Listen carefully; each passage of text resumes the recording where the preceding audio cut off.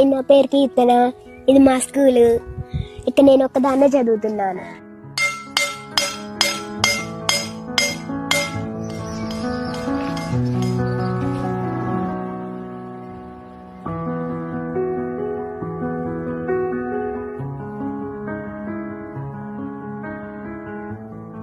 మళ్ళీ 9కి ఏమో మా నాన్న తింపుతాడు.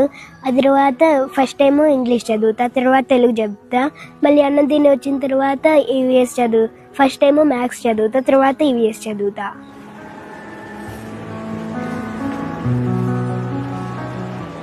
టీచింగ్ ఎప్పుడు ఒకటేలా ఉంటుంది సార్. అది 10 మంది ఉన్నా, 20 మంది ఉన్నా, ఒకళ్ళున్నా ఒకటేలా ఉంటుంది. దానిలో ఎలాంటి చేంజ్ ఉండదు. కాకపోతే బర్డెన్ తగ్గుతుంది సార్.